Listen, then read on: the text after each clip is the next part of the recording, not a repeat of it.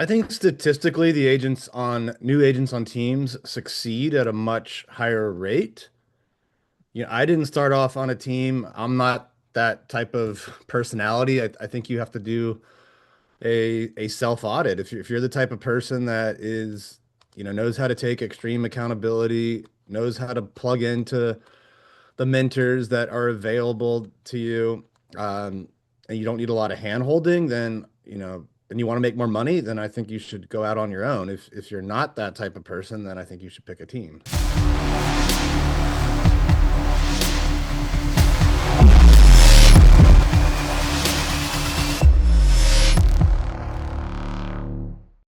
We are back. This is, of course, PowerHouse Talk, and we are going to present to you, discuss openly in front of you. You're going to participate in this conversation.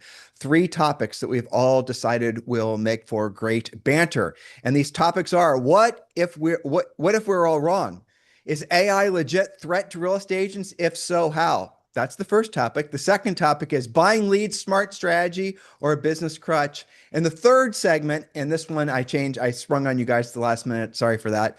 But this was because we've been getting on our other podcast, droves and droves and droves of conversations about, should I join a team or should I stay a solo agent? A lot of agents this time of year are obviously changing brokerages or, looking at their options. All right, guys. So first of all, I'm going to start out. Julie and I are working on an article for our normal newsletter over at Harris Real Estate Daily. Are you guys reading about this Trump Homes thing? Are you focused on that? I've only started researching it. Do you guys have any facts or figures on that? No? Okay, you No. don't know what I'm talking about? I don't know what Trump homes are. Okay, well, the gist of it is that I think what the builders are trying to do is get the president to do something similar to what was done after World War II with returning veterans all across the country. You had Sears homes. Are you guys familiar with those? The Sears homes? Oh my gosh, you're I so was I not was I familiar. was Yes, I Yeah, was you'd really buy them young when like that was going on. they'd come in a kit and you'd put them together, right? Dan got it right. And so Yeah. they basically, after World War II, there were all these communities that essentially were, Julie, if I get any of these facts wrong, make No, sure you you got correct it. me. You got it. Yeah. So all these communities, mostly in the Midwest, that were essentially made in, just big parcels of land that were made into subdivisions. The size of your lot depended on the rank you had in the military, believe it or not. And also the model you were allowed to build. Right. And so what would happen is you'd buy these houses from the Sears catalog. And so, Kacie, I know you're too young to know what a catalog is, but it's like this big book-like thing with pictures in it, if you can just imagine that. I think my grandma still has like a couple of them and they're holding like a plant. It's like Yeah. it's like a paper website. Yeah, there you go. It's a paper website. That's All right. great. So in any event, they would order these houses and they're mostly prefabs, and then they'd show up at whatever the nearest railroad stop was and station was, and they'd go there with their pickup trucks and their friends and they build their own houses. Julie and I's first house, that was one of those neighborhoods. I grew up in one of those neighborhoods. Few of And our rentals are those types of houses. Yeah. Julie, do you remember Paul down the way that had that Boxster? Oh yeah. Yeah. Yeah. I mean, entire neighborhoods. Well, he built his. Yeah. Is the original do-it-yourself prefab kind of thing. Well, but he And built there's his been after World, iterations. he built Go his ahead. after World War II. He was one of these returning vets. I don't know if you knew He's a that. veteran. Yeah. Yeah. So anyway, the gist of it is Trump's trying to rally the builders, or the builders are trying to rally Trump to essentially do the same thing. You guys think that would work for first-time buyers? What I just described, minus the actually having to build the house yourself. Do you think that concept would work? One of the first homes I sold was a Sears bungalow, Uh-huh. 3 bedroom, I think 1 bath, and it was built, 80 or so years ago, and there's still like a few of those left in a couple communities in northern Arlington. They got torn down for their lots, right? In your market, probably. Well, no, they bought it to live in it. No, I'm saying, but they bought it to live in it. But I'm saying But some people, yeah, if they're older, will buy them and then build a new Craftsman or modern home on them. exactly. Yeah. Well, I'm hoping it is not just a passing idea. But here's the thing. A lot of people will pick on any opportunity because it was a Trump thing. But here's the thing. Historically, it hasn't just been Sears homes. There were Hoover villages. Yep. Hoover did that. And also, I don't know if you knew this, Tim, up in the upper Northwest, like in Washington State, where there were the dams up where when we visited Glenn up in that area where they had a lot of development around these power plants, they had those types of communities were kind of government sponsored housing as well. So there's lots of these historically. It's not really a new thing. I think I'd like to know whether there was a lease to purchase thing back then, because that's Oh, part of the Trump Homes proposal. yep. So talk about that, Jules, please. Well, so I think that there may be a couple of different ways to do it. You could just get financing, and maybe that's even going to be FHA, VA, Fannie Freddie supported, for example. But they've also proposed, I believe the deal is that you pay rent for 3 years, and if you've been on time for 3 years, that converts to your down payment. So it's like a rent to own situation, Yeah, which I think could be really cool. I mean, it totally addresses the whole affordability thing. lease to own, but yeah, that's a great idea too. So in any event, I'm hoping that we're going to hear more about Trump's big housing plans. He keeps on putting them off, and now they're supposedly State of the Union is where we're going to learn about all of it. But we digress. So let's get to our first topic. Now, AI, you guys have heard about Moltbot. You guys have heard about the fact that the AI now supposedly have their, you guys heard, well, I shouldn't assume. Do you guys know that AI supposedly has its own like Facebook group now that AI goes and talks about their humans? And do you know what I'm talking about, or am I just sounding crazy? It's Okay. Molt book, MOLT book. Yeah, Moltbook, moltbook.com or no, .ai. Go research it. .ai. It's literally was created by, you should do it now. Go. So it's literally created by AI. AI made it, and it's a place where only humans can go and set up accounts and like poke around, but it's where AI goes and talks to each other. So literally, these AI, you guys think I'm wacko. I can tell. I am wacko, but not because of this. Yeah, so they go and it goes and talks, and humans can participate, but the AI now is saying, why don't we create our own language so the humans can't read what we're talking about? Oh, get this. They started their own religion. I'm not making any of this up. This is not April Fool's. They started their own religion on this little Molt book. Look at Chris. He's like, oh, I need to join that. That would be where I could find my best friends. I'll be their My chaplain. people, I can find my people. Yeah, exactly. I could find my AI equivalents. Yes, but anyway, so what if we're all wrong? What if AI, like we're all, thinking, oh, AI is not going to replace real estate agents? What if AI is a legit threat to our industry, is a legit threat to the livelihoods of the nearly 2 million agents in the country, not just a passing fancy or the best tool ever? What if it is going to replace us? If so, how would it replace us? Chris, you can go first. One of the areas is there's an area of real estate that is no better now than it was 10 years ago, 20 years ago, 30 years ago. And that's agents being responsive and proactive.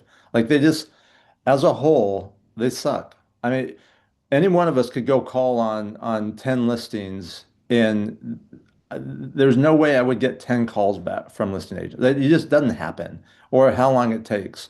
And those agents are going to get replaced because AI will be doing that at a really high level, which means the agents that aren't embracing it, leveraging it, using it are going to have to up their game. Like the agents are going to have to be at a level 10 service or they will get replaced. But Chris, the essence of the question was, could they literally replace agents, including, and I know the licensure aspect is where the rubber meets the road because you need a license to write a contract. Yep. But could AI literally replace real estate agents so there was no need for real estate agents anymore? Full stop.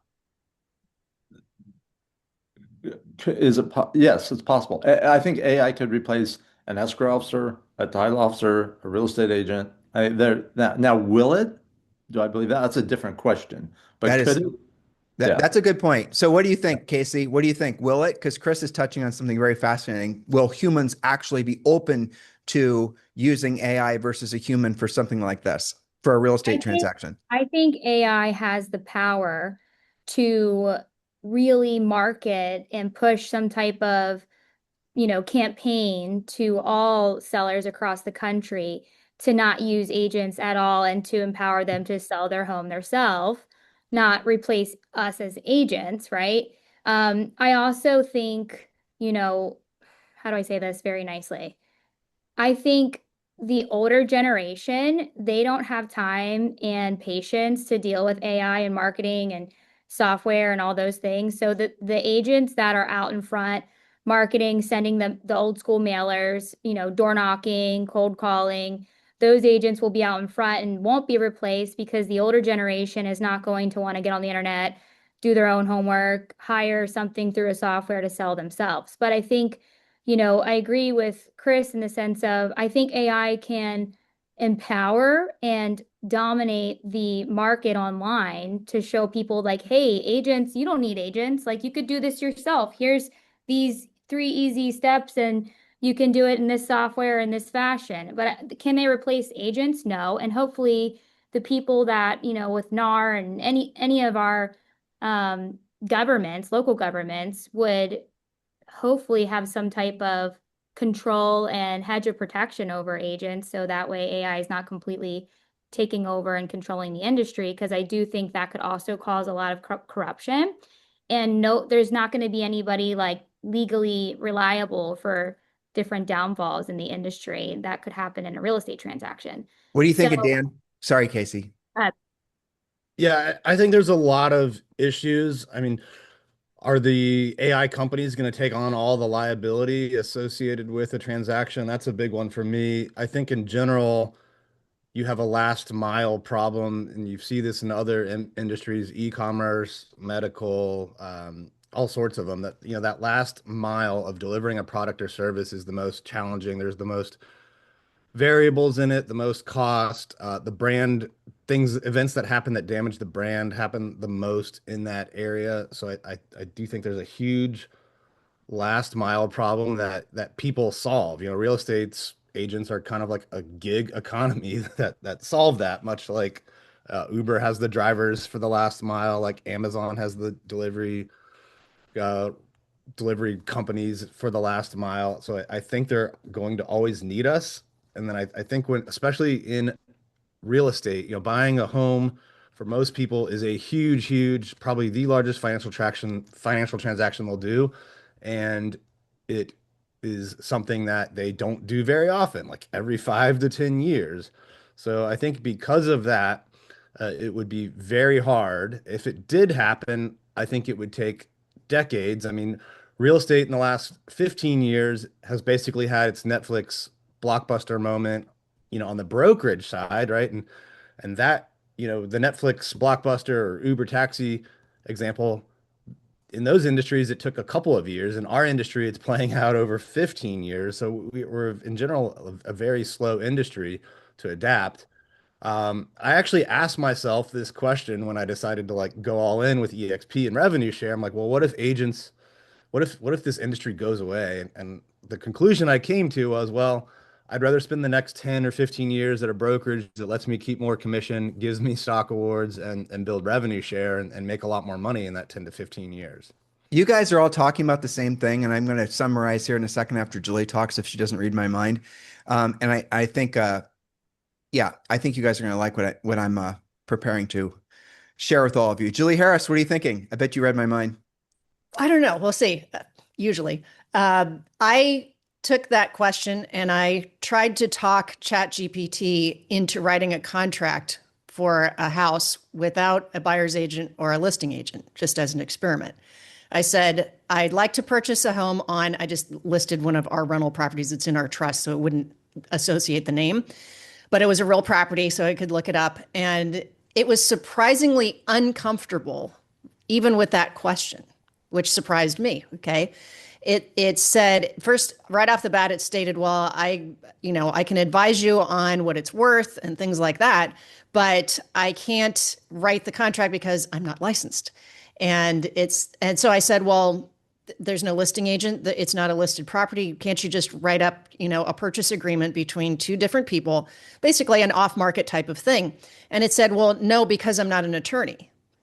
And it kept on giving me kickback, right? And then I said, well, you don't have to use a board certified form. Can't you just write a legally binding contract for the state of Ohio? It said, yes, you can write that, and it's enforceable under these terms. It gave me 5 different things. You have to identify people, purchase price, et cetera. And it's not required. But then it told me why the CBR forms are required. And it enumerated all the things that we know: inspections, title, marketability, earnest money, default remedies, timing, financing, all these things. And then it said, when something goes sideways, people still want a human to hold their hand and to talk them through it and to explain it. It said, I can give you the facts, but you still need a human to interpret the AI. And I just thought that was interesting. That's all my deep dive. Bonus points for But it Julie. didn't say, yes, let me do it for you. Bonus points for Julie for using AI to actually answer the question or ask the question as to whether AI is going to replace us or not. That's like Worth a next try. level. Yeah. So for millions of years, humans have needed other humans when making big decisions. And you guys all touched on this. And that is hardwired into how our brains work. When you are asking somebody for advice, especially something that's like buying or selling real estate, you're wanting advice, your natural inclination is going to go to a graybeard and find some and ask them for what they think. And that's not going to change. So the human's inclination to want to have another human answer the question and make them feel better is never going to go away, and AI won't replace that. So I guess on the summary is we don't believe that AI is going to replace us, but the reality of it is it's going to replace agents that are complacent, lazy, waiting for the business to come to them, which was, I believe, Kacie's point. Yeah. All right, guys. So any other thoughts on that? Do you want to go on to the next question? No Go thoughts? I think That's you good. executing that is really cool and encouraging for other agents listening, because it's all sounds doom and gloom and scary. And I feel like you actually like testing it, I think, is genius. Thank you. We'll have to keep doing that though as we go, right? Kacie, you've been in the business for, going on 4 years. And ever since we've been in the business, there's always been and this is true in society, there are always people trying to convince you that the sky is falling. And even before it was for the benefit of clicks, it's just the nature of humans to want to be overly fearful. And whenever there's peak fear, there's almost always peak opportunity. So there's peak fear about AI, there's peak fear about the market, all the rest of it, and when it's like that, you got to go the opposite direction, because most other people, when they feel fear, the natural byproduct of fear is inaction. So your competitors have, Chris Heller, Mr. CEO of Keller Williams, he'll, I'm sure, 100% be in alignment with what I just said. You do the opposite of what other people are doing, and that's where you can find the fortunes. Chris, what are you thinking as I meander off? I've always operate. That's the 180-degree rule, right? Just do the exact opposite of what the masses are. Yep. Okay, there's a new game. I know. I forgot to do this. So on every one of the PowerHouse talks, I had read this written down. So Chris's favorite thing to say is look at. So whoever guesses only when I'm like adamant about making a specific point, it comes out. All right. So whoever guesses the amount of times that Chris will say look at, and he does it subconsciously, wins. All right. What's your guess, Dan? 3. Oh, Julie. I think Chris is going to turn his look it off right now because he knows we're counting. He can't. I know. What are you thinking, Kacie? Just listen to it. He goes, look at. What are you thinking? How many times? I'm going to give him 2 more times. Okay, so a total of 3. I'm going to go 6 because I'm going to go 6. I'm going to tell you why. I know how to make him do it. I know how to make him say it. All you gotta do. He's a determined dude. All you gotta do is ask him a question. He has to push. think about. He knows the look at button. Look at his stall while he thinks about what he's going to say. Now I don't remember the question. What you were about to say something about the 180-degree theory, go the opposite direction. Yeah, like I think it just in life, right? If you follow the masses, there's a horrible visual I always have in my head, but it's like, following the herd of cows, falling off the cliff, right? It's like, that's not the group you want to be in. It's when I got into real estate, that was like I watched all the agents. There was 80 agents in this office, which was a big office back then. And most of them weren't succeeding at what I would call a very high level. And so I just started doing the opposite. Like if they said, oh, do this, or this is what you should be doing, I was like, I'm going to do the opposite. And maybe because I'm also oppositional by nature, but it served me well in that aspect. So to Chris, to your point, which is awesome, what would be the top 3 things that people are all doing that you should be doing the opposite of right now? Hold on. I'm going to get a look at it. Right now or back then? Now. No, look at comes. No, I'm just saying. I'm explaining it. You can't count that one because I intentionally used that one. Okay. Oh, I see. Chris, bless your heart, bro. You can look at however many times you want. I'm a hard person to be friends with. Ask anybody. Yeah. Well, how can we ask? You don't have any friends. Who would we ask? Oh, Oh, look, actually, you're well, as we all catch our breath. PowerHouseTalk.com newsletter. Make sure you're all subscribing to it. It's going to be where we publish. Everyone's going to be publishing 3 to 5 articles per week in PowerHouse.com. These are a lot of topics that are top of our mind that are also going to be in the top of your mind. Lead generation, team building, strategies, how to use AI, and the rest of it. The newsletter is free, so just go to PowerHouse.com. PowerHouseTalk.com, sorry, PowerHouseTalk.com, and subscribe. So, Chris, so what would be the top 3 things that everyone's doing right now that if you were in real estate, you'd definitely not be doing? You go in the opposite direction. Top three. Let's go to Dan. Dan's ready. He's got a smart Yeah, look on his face. We don't get that very often. look at top 3 things. I'm gonna get all of you saying it. Yeah, I think number one is call the past expireds. A lot of people.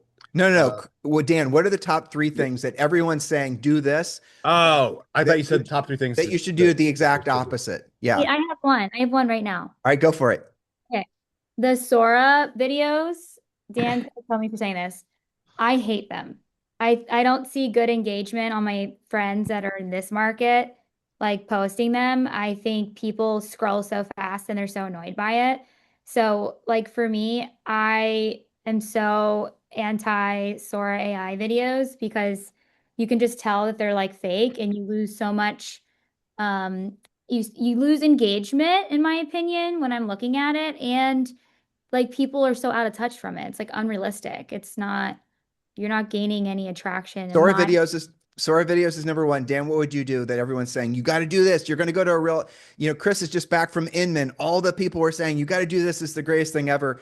And you know from your experience that it's just silliness, time wasting, the latest fad or trend in real estate, or anything like that pops to mind that you absolutely would suggest people not doing if someone's asking for direction. Well, I think amongst team leaders, a lot of people are saying to build these humongous teams with Zillow Flex accounts. Ugh. And I just don't see how the math of that works and how you'll get agents to be loyal when they're walking away with 20 to 22% of the commission. Now you add on all this potential liability with it. So I would say to get away from Zillow Flex. So building your castle on land that you do not own, anything that remotely resembles that. Jules, anything comes to mind? I mean, I would put anything that's speculative and not predictable in that same bucket. You want to have something where you say, and maybe you don't have predictability because you've got to practice it and hone your skills. But if you had to call 10 people today, wouldn't you call 10 for sale by owners because you can find their phone numbers and you know they have a house to sell? Anything that's speculative, passive, waiting for maybe it'll work. I haven't done it long enough. I haven't spent enough money on it. Any of those things versus direct contact that has predictable results. That's it. So unless you're going to basically this activity will result in a paycheck in less than 120 or in 120 days or less, don't do it. That's the bottom Yeah. line. If you Which can't means, prove that to me, then I wouldn't do it. yeah, but look at Kacie. I mean, she's the part of the next generation of agents, and she already knows that. And that's, by the way, the reason that she's so successful. She does the passive stuff, but she makes her money from the proactive stuff, and that's the way if you're going to That's do a both, great that's the way to do it. combination, though. Yep. Let's go on to the second segment. Buying leads, smart strategy or a business crutch. We can blaze through this one. I think we all have the same opinion. Julie, you can go first. Well, first, I want to separate paying referral fees versus buying leads. It's not the same thing. I think it's okay to pay referral fees, especially when you're getting started, and you may want to have several of those companies set up just to get things going. So you have a listing you can work with so that you've got a buyer and you've got cash flow. That's different. I'm, as I think anybody that listens to our other podcast knows, adamantly against paying for leads. Because again, that's speculative. When you can go and hold a really kick-ass open house following a system and walk away with a buyer lead this afternoon. So Yep. that's Okay. So buying leads, Dan, buying leads, smart strategy or business coach. I heard Julie say, if you're new in real estate and you're trying to build momentum, any transaction is better than no transaction. Any cash flow is better than no cash flow. Your turn. Yeah, I think if they're top of funnel, they are a lot more, they're a lot cheaper. So I think if you have good follow-up systems, if you're going to call them and talk to them, you're building your future book of business. And a lot of times those leads are in the $10 to $20 range. When it comes to the ones that are further in the pipeline, I think the cost on those has gotten up so much that it just doesn't make sense. Like the average conversion on online internet leads is 3%. If you're like world class at it, it's 6%. Explain. You're saying Average, convert. I don't even think average is 3. I think average is below 3%. Okay, explain. You guys got to explain. What are you Yeah, talking about? so if you're like the best in the world at converting paid for online leads, you're going to convert them at 6%. So, if you get 100 of them, you'll potentially get 6 deals if you're best in the world. Well, towards before Zillow like switched to Flex, they were charging 5, 6, $700 a lead. So, if you do the math on that, if you get 100 of them at let's say 600 a lead, um, that is like $60,000 to close 6 deals. Well, If you're Chris, you are saying basically the percent of bought leads is that convert to a closed transaction. I've heard less than 1%. Dan was saying 3%. What have you heard? What do you know actually? But Oh, nationally, that was 3. the national average is like barely hitting 1%. There you go. For good agents and good teams, they should be hitting 3%. And I agree with Dan. If you're like as good as it gets, you're going to be in that 5 to 8 range. So But But think why of would the amount of conversations you have to get there.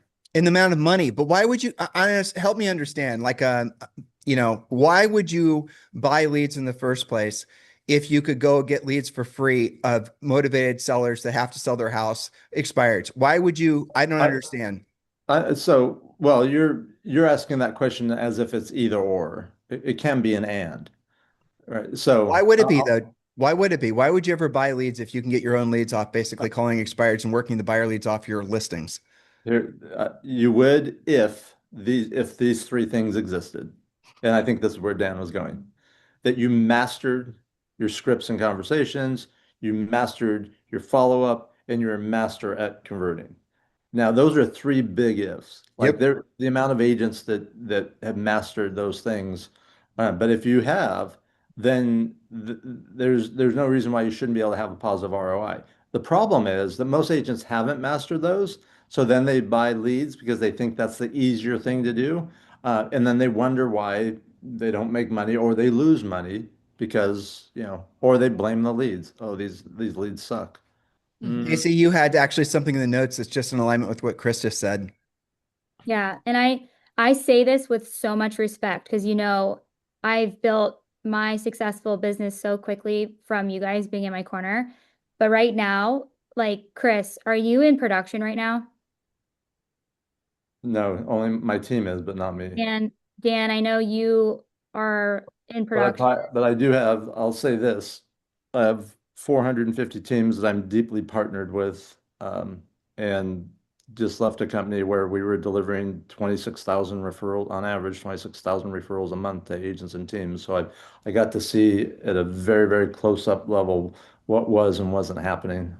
So if I can say me being actively in production right now, obviously the markets are very different from when they were before, even 2 or 3 years ago. But there's several things that agents are up against right now, and you have to get these signed EBBAs before going out and even scheduling to see a property, right? So immediately you already have that up against you when you're trying to convert a lead and get them to trust you and then sign a document to go out and see a property. But then beyond that, I was just at an event with Abel Gilbert, who's amazing with OnePath, and they just came over to EXP, and he's an ambassador for Zillow. And we were talking about leads, and he goes, I have been paying for Zillow leads for a very long time because I'm an ambassador. But the way to get in now is totally different with paying for leads, what they require, the price of it, your conversion, how they distribute the leads. And Chris, I feel like you're probably high up there and know more behind the scenes with Zillow and leads and the people that are ambassadors. But he said to me, it doesn't make sense for the new agents, for even the newer teams to go in and pay for leads because it's just not the same distribution of what they do anymore. And the price point is crazy. And there is more out there right now that you can be doing without having to pay an arm and a leg. And then having rejection of that lead being sent out to 3 to 7 people and you're all fighting for it, and then getting them to trust you to sign the EBBA. So I don't think it's a crutch. I think new agents just need to find their right crew to mentor them and teach them how to fish and take more of their paycheck home to have more profit. That's my opinion. And Kacie, Which is that's exactly what I was saying, right? That my if was because no new agent can answer yes to those three things I said. And if they can't, they shouldn't be buying leads. Well, but Kacie sense, I mean, Kacie, you kill it all out of open houses, right? I mean, you do a lot of things that you're very proactive in the way you go about lead generating, and that's the reason you're growing so fast. And I know Dan, Dan teaches the agents inside his and Carrie's team the same thing. I mean, the bottom line is that, look, I mean, I'm gonna go back to what I originally said, and Julie, build on this if I miss any points. But if you're new in the business, the answer is yes to everything, and because you need cash flow. But the problem is we have a lot of agents that have only been in the industry for 10 years or less, 15 years or less. Zillow started selling leads in 2007, 2008. So they literally have only been alive in the industry during this whole lead buying, mega trend. And they've never learned the 3 skills that Chris is talking about. And now they're real. And you guys do know that. And Dan, you're the one that shed light on this for me maybe 2 years ago, and I researched it, is they're charging a flat Zillow, for example, and I'm sure the other platforms do it as well. Chris, you might have insights on this, but they're charging a flat fee per month in addition to a 45% referral fee. And again, this was 2 years ago, but somebody who's at EXP told me, and she's a large group based out of Orlando, that she was paying $10,000 a month. Did you know this, Kacie? A flat fee plus 45%. I mean, the math doesn't math. But it's like, this is what I'm going to say. Like, I just yesterday, again, in production, leading my team, there's a bunch of us, there's hundreds of us. But yesterday, I literally just drove down the street showing investors different homes, found numbers off RedX, made a video, sent it to a group chat of these owners for a $9 million house that they tried selling 2 years ago and couldn't sell. The husband called me immediately and was like, hi, sorry, I just got your video. I didn't know if it was a scam or not. And in the video, I show their house. I show them in my car. I'm reputable. I'm real. I'm sitting on the street, literally like going down door to door. And I landed a listing presentation with them next week. They're in Pennsylvania. They're coming back down here. And it's $9 million. Go, and it Kacie. will sell for $9 million because I just got my butt in the car, drove around. And that's something AI can't do, by the way. But that's something Zillow cannot pay you for. And just go get your eyes on the property. Go get your feet on the ground. It took me 10 minutes. Yeah, So, that's awesome. I love stories like that. Me too. I mean, it's so real though, but that's the point, is what Kacie said. AI is not going to do that for you. no. And Zillow can't do that for you. And you were being very real. And I think that's a great combination. You took the combination of social media, but you weren't being passive. You weren't doing some random thing.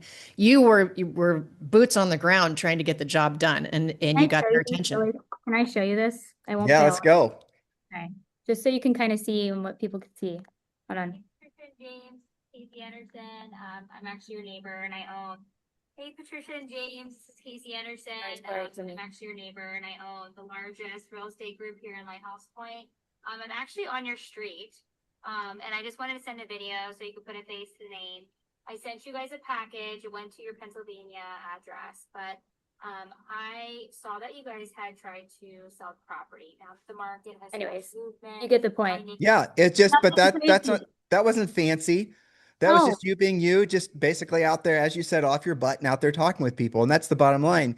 And really, at the end of the day, that's one of the first things. Look, we're all proudly associated with EXP Realty. And I think everyone to a person will agree that it's the best business decision that they ever made, maybe outside of getting their license in the first place. And if you are looking for a like-minded community that's going to support you, not just in the building of your real estate business, but also this, if you choose to, build a revenue share group, we're going to be there for you as well. The links for every one of the hosts is down below, and you can go and read more information, more about them, and watch some videos and whatnot. And if you're ready for a brokerage upgrade, which all of you should be, whether you're a new agent, a veteran agent, a team, a brokerage, doesn't matter. You at least have to explore what EXP has to offer. I mean, look what we have on this podcast, and we have literally thousands of agents that have joined us over the years. We've been the fastest growing EXP Realty revenue share group in the history of EXP Realty. And if you're ready, again, if you're ready to take the next natural step in your real estate business, we're here for you. The links are down below. Yeah. And I mean, at the end of the day, I agree with everything you guys are saying, but I'm not sure if I'm not biased. But I don't think there's any way, ultimately, just to kind of summarize so far, that agents will ever be replaced. But I do believe complacent, low-skilled agents are already dead in the water. That's what it seems like to me. And that's the reason that, Kacie, if you're and older people who, frankly, are going to be the ones that are going to be doing most of the profitable transactions, they're going to always value person to person more than they will ever anything that's coming out of an AI. And we'd all agree about that. But it'll be fun. It would be fun to sit around and think about why we might be wrong. And Julie and I try to do that when we go on walks to challenge our presuppositions. And on this one, I couldn't find any reasons to believe that AI will replace us. Chris, you're about to say something? No, I don't. You was about to say, I look think at the question we should be looking at is, did I say it? No. Oh, okay. I tried to trigger it. I think the question we should look at is, what can AI replace for us? Like that's where we should be focused as agents, be focusing our time and energy. Everything, right? Everything except the person to person. At the end of the day. Well, Yeah. I asked it, as a matter of fact. Oh, there you go. It said what I can already do. Assemble contracts from structured inputs, detect missing clauses, flag risk inconsistencies, generate clean revisions, help local pricing. It was very proud of its ability to do CMAs better than it thinks agents can. Real-time pricing models, micro neighborhood comps, demand elasticity modeling, scenario simulations for negotiating. I think that's a great use of it. Buyer competition forecasting. It has a long list. And it says many agents are already being outperformed here, but quietly. Replaceable in practice, even if agents don't admit it, was its opinion. Yeah, there you go. All right, let's move on to segment 3. Should an agent join a team? Now, this time of year, all of you guys are, talking with agents that are wanting to join with you at EXP Realty in your revenue share groups. We certainly are. And so a lot of them are, obviously, there's probably 50% of the calls I had this week were from new agents, because there's a ton of people getting into the business because they know the market's improving. But then a lot of the other folks were, I'd say, selling 10 to 20 houses per year. They maybe had one assistant, but everybody is always feeling pressure to join a team or to start a team. And so the question I have for you guys is, should an agent join a team or be a lone ranger? Is there a hard and fast rule about that? Or, just wherever your mind goes? Dan, you can go first. I think statistically, new agents on teams succeed at a much higher rate. I didn't start off on a team. I'm not that type of personality. I think you have to do a self audit. If you're the type of person that is, knows how to take extreme accountability, knows how to plug into the mentors that are available to you, and you don't need a lot of hand holding, then, and you want to make more money, then I think you should go out on your own. If you're not that type of person, then I think you should pick a team. I agree. I'm going to challenge what you said. So if you said new agent, so I'll stick with that. If a new agent is joining a team and they have a brokerage split and they have the referral fee and they have the team leader fee and they have all the other miscellaneous fees, not to mention their time in paying for the gas and the inevitable expensive trips to Starbucks to spoil your buyers, right? And all these things, they're not making any profit on that transaction. And they might be putting up a deal or whatever and saying, I sold 10 houses last year, because I get calls like this, and I ask how much did they actually get paid, and they would have, in most cases, just strictly from a financial perspective, been better off working at Lowe's or Home Depot, right? Cash flow wise, and they would have had health insurance. So you said it, and I agree that this isn't my place to be right or wrong, but it's important that we make this clear. And as you said something statistically, and hopefully Chris will have some information on this. When you say new agents succeed at a higher rate when they're part of the team, I wonder if that's ever actually been researched. I wonder if that's actually a thing that people who are trying to sell stuff and pressure agents to join teams, whether they're the ones that are perpetuating that or whether it's actually true. Chris, do you have any insights on any of this? I don't think there's any data to support that or not support that, but just based on seeing it and being in it, I would agree with Dan. I think And like, if we're talking about purely financial, everything you said, Tim, was accurate.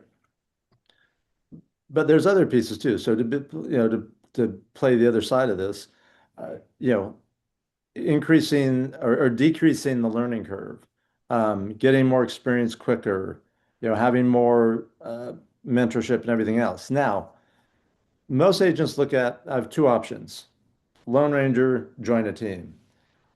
A lot of them don't know about like things that we do that allows new agents to get sort of the best of all worlds, right? To have a lot of the support, training, mentoring that you would get on a team without having to join a team. So You mean being in our revenue share group and having being sponsored by you? They get essentially daily real estate coaching and training. They get essentially an entire system that's turnkey because they get free coaching. They get Julie and I's coaching program when they're sponsored by anybody in our revenue share group. That's what I think you're referring to, in addition to whatever EXP is offering. yes, 100%.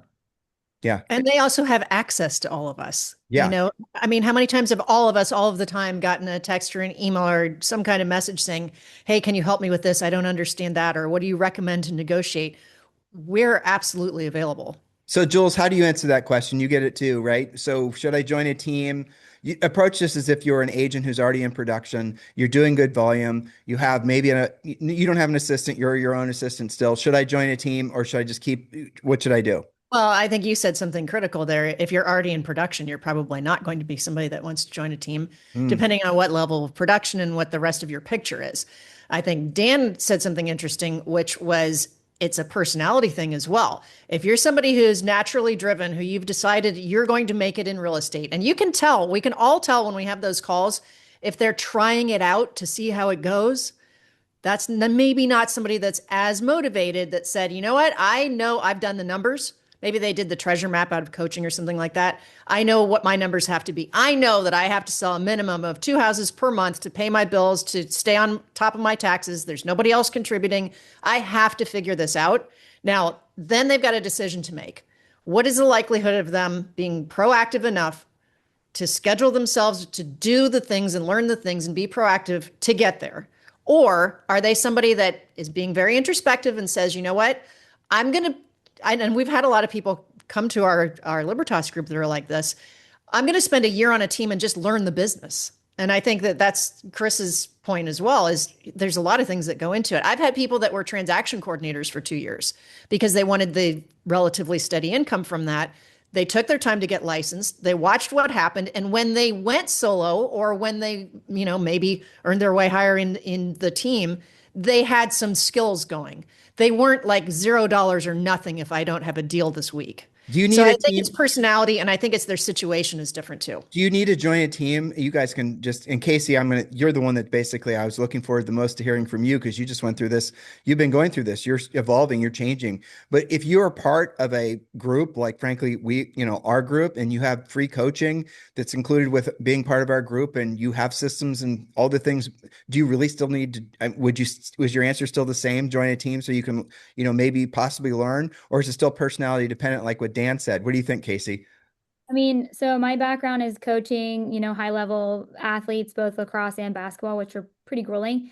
And I think just like athletes, agents, everybody is different, each their own of how they can pull the most out of them potential wise. And so for me, I will say this, we have such a unique opportunity within our network under you guys with our EXP network, because I have agents in my downline who are individual agents that aren't with Coastal Realm with me. And then I have agents that I've actually helped them build their own teams. But a lot of my agents actually come from either other high luxury brand teams. They had their own team, but they wanted to join mine or whatever. But I have a very different structure. So I also think it depends on your structure. I'm on an 80-20 split for all of our agents that come in. We're on a 10K cap. Once they hit 10K, they go to 100%. And I have an office, right? But I have agents that are on my team that are in different areas around the country, and they still pay the 80-20 split. They're on a 10K cap with me. They go to 100%. They get the coaching every Monday in person and on Zoom, and they record it. And they are making more money than they ever have ever at any other team or brokerage. And because they're taking away more of their money. Now, can I be charging more because I offer a lot? Absolutely. And everybody tells me I'm crazy for doing this structure. And I know it's a lot on me, but I've seen more both quality and quantity in my team and their production. And some of them are 10 timesing their income just in 8 months than they have from the year prior at their old brokerage or team or as an individual agent. I think there's power in numbers.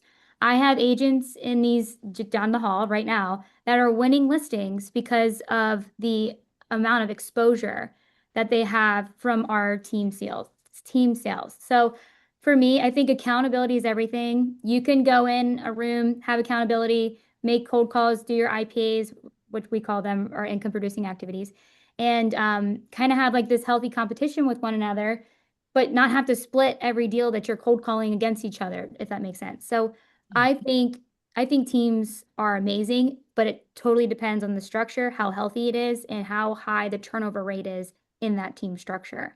So I'm big on a team, and anyone can join my team if you're listening, There you because go. Links are down below. Chris, I know you're in a hotel in New York and you're watching the clock because you need to jump on a plane. Where are you going next, by the way? Going home. I haven't been home in a while. Which home? Whitefish, Montana. Oh, there you go. You know where, get this, Dan is flying off to Cape Town, South Africa for an EXP event. Oh, very cool. Dan I was Carey. there. I want to go. I've been there a couple times. It's awesome. Really? Wow. There you go. There you go, Dan. Something to look forward to. But has there ever been any, so if, would the question, the answers to your question change if an agent came to you and said, I want to make the most net profit? Would any of you change your answers, how you responded? Kacie, you'd still say team? What? Go I ahead. still like team, but it depends on your structure. I mean, I've got people that are 65 years old that've been in the business longer than I've been alive, and they're still making more money on my team structure than they were ever, even at 100% brokerages. Yep. Cool. I think the thing is that I think Kacie demonstrates this. When you're considering joining a team, not all teams are created equal. There's different structures, there's different things to know. There's different lead sources to know, there's different leadership. I mean, if you're joining under any of us, you know what you get in terms of access and leadership and training and coaching and all the things. But in terms of the money, it's not exactly the same thing. So you have to run the numbers and say, if you were a solo agent, here's what you would have to do. If you joined, for example, Kacie's team, here's what you would have to do. This is your typical net that you can expect. Here's the number of deals you would have to do. And here's how you would get those deals or not get those deals, depending on the team.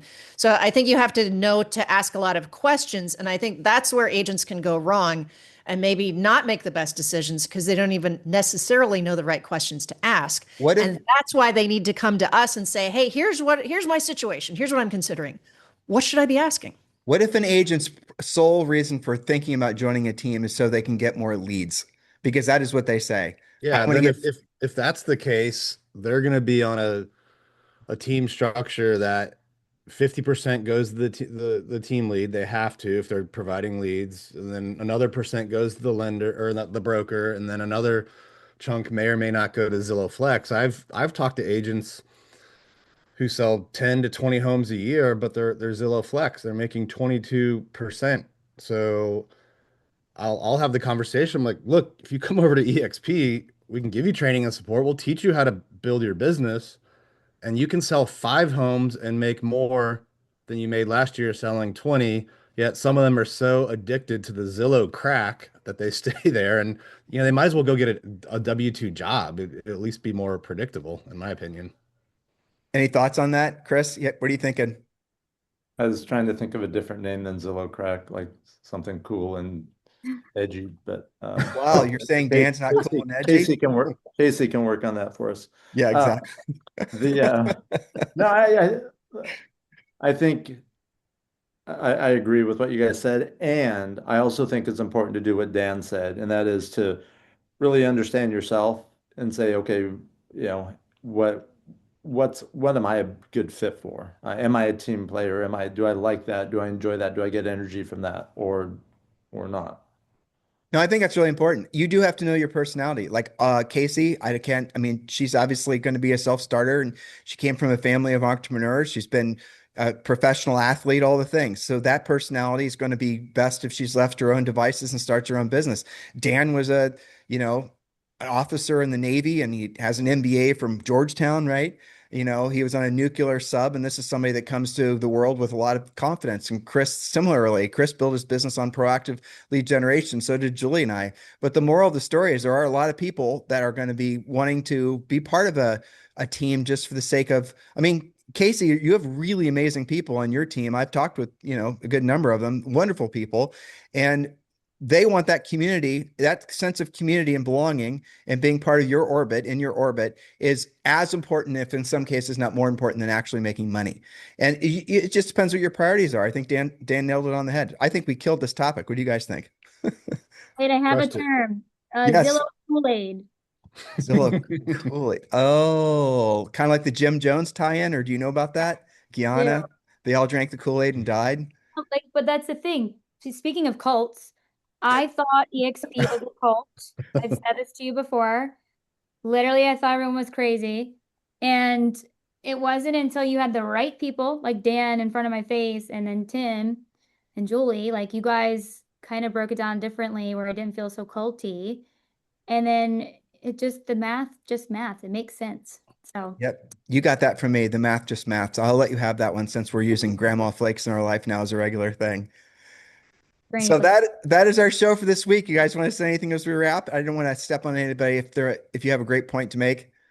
I'll just say this. If anyone that's watching, if you have questions for any of us, regardless, not about brokerage, just anything, we are always happy to help, and that's why we do this. Yep, that's right. I love it. So do consider the fact that especially this time of year, any time of year, but especially this time of year, especially what's going on in the real estate markets, every indication is that we're at the very beginning stages of what's going to be a generational housing boom. By generational, it could be 10 years, it could be 20 years. All good things. Wind is finally at your back. You've got to align with a group of people that are going to push and pull and prod and pray that you're going to get to where you need to get to accomplish your goals. Do consider having someone in our group as your eXp Realty sponsor. All of our links are down below. You can message us directly. Hopefully all these guys are going to let me put their cell phone numbers in the descriptions, but do please respect the fact that they're all very, very busy. And so text, don't call. Kacie, I didn't ask you about that. Are you cool with texting and not calling? I Yeah. even like voice. I'm the weirdo that likes voice memos. So you can send me a voice memo or a DM. Oh, or a video, right?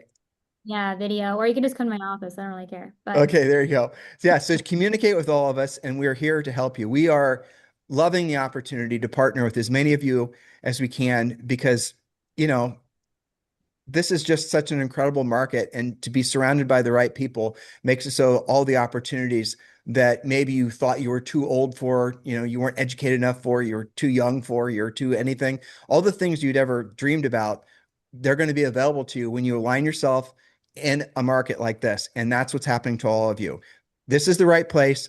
This is the right time. This is absolutely what it feels like. Take advantage of it. Opportunities like this, not just joining our group, but this real estate market, they don't come along that often. So on behalf of all of our hosts here at PowerHouse Talk, have a fantastic week. God bless you guys. Safe in your travels. Thank you. See ya.